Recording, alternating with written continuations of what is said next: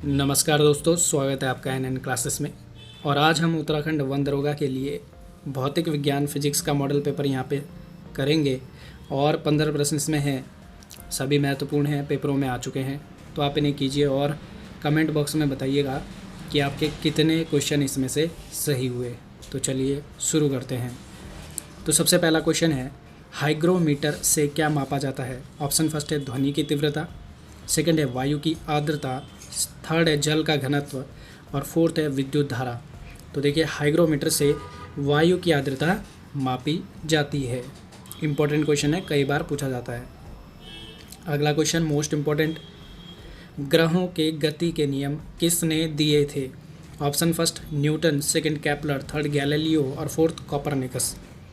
तो देखिए, ग्रहों के गति के नियम केपलर ने प्रतिपादित किए थे, तो ऑप्शन क्या होगा?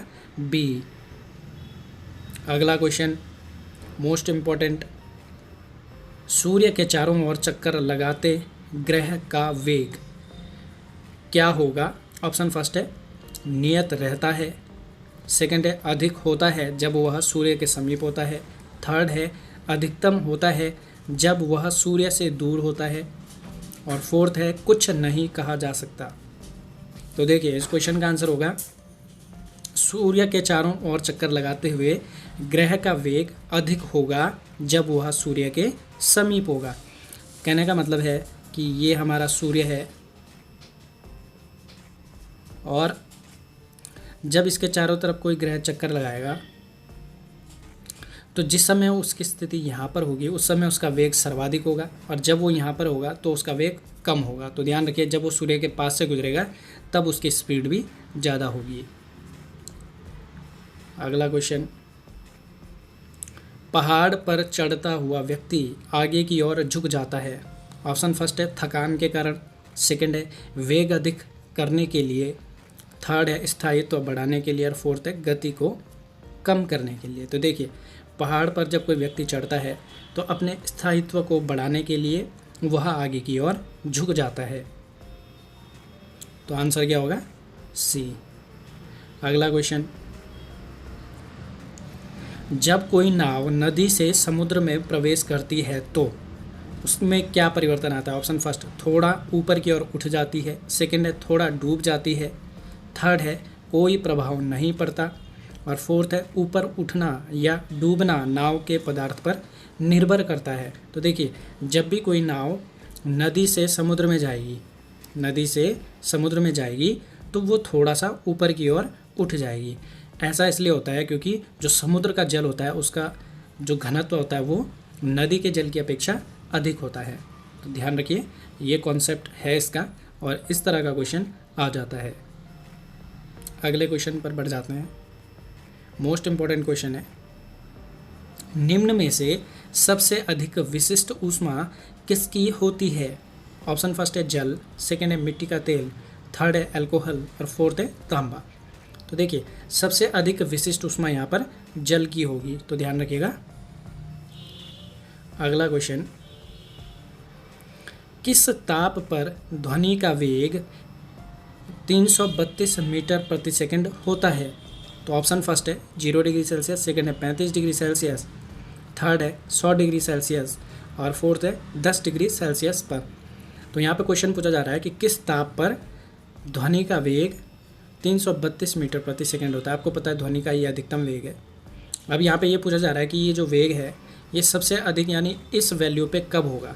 तो इसका जो आंसर होगा वो होगा 0 डिग्री सेल्सियस पर। कहने का तात्पर्य है जब तापमान 0 डिग्री सेल्सियस होगा तो ध्वनि का वेग अधिकतम होगा। तो आंसर क्या होगा? ए। अगला क्वेश्चन, प्रतिध्वनि का कारण है।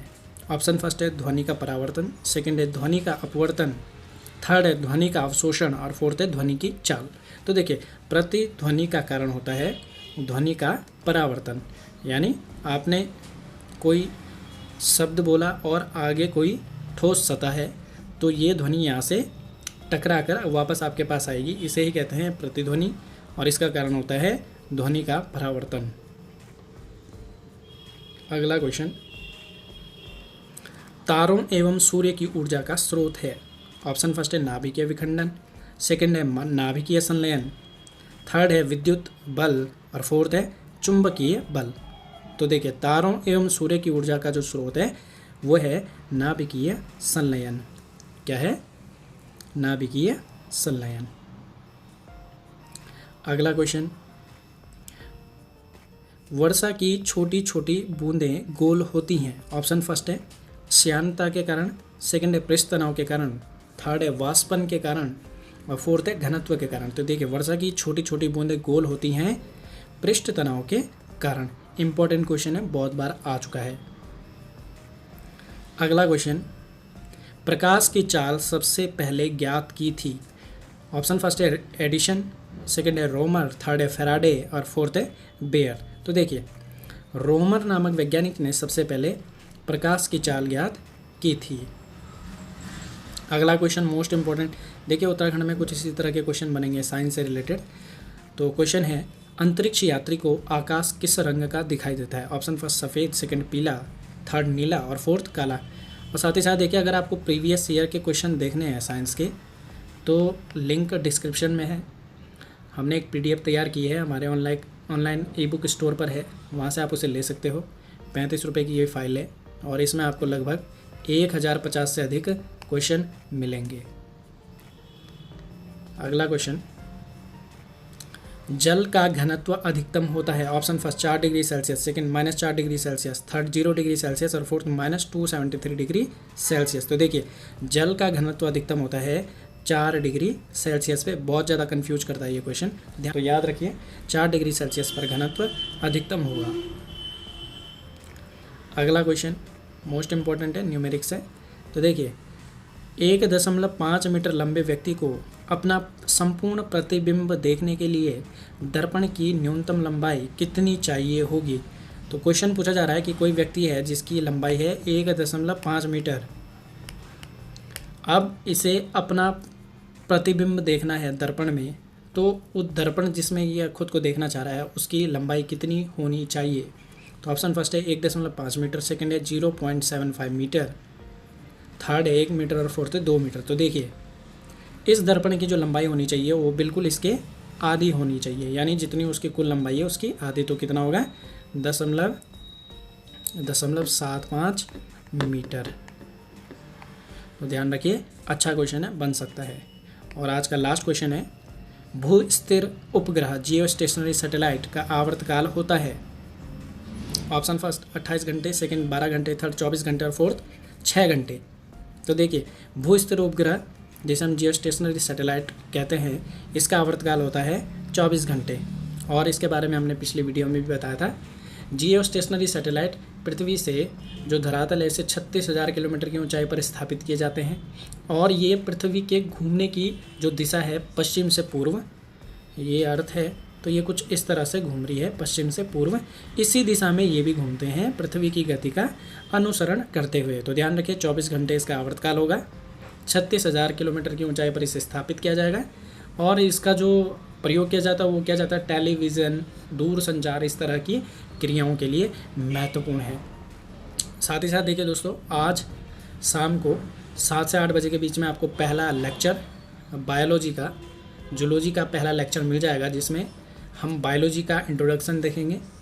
साथ ही साथ हम देखेंगे बायोलॉजी की प्रमुख शाखाएं, उनके जनक और साथ ही साथ जीवन क्या है, ये टॉपिक आज हम क्लियर करेंगे। तो इसके लिए शाम को आपको ग्रुप में वीडियो मिल जाएगा, PDF भी मिल जाएगी, तो आप उन्हें अच्छे से देखें और याद करें। साथ ही साथ जो भी व्यक्ति खुद को रजिस्टर करना चाह रहा हो या बैच ज्वाइन करना चाह रहा हो तो ये जो नंबर दिखाया जा रहा है इस पर आप आज शाम तक रजिस्टर कर सकते हैं 7 बजे से पहले। तो आप हमें व्हाट्सएप करें, इस नंबर पे आपको रजिस्टर कर लिया जाएगा। आज के लिए बस इतना ही रखते हैं, मिलते हैं आपसे फिर एक नई वीडियो के साथ। तब तक के लिए जय हिंद, जय उत्तराखंड।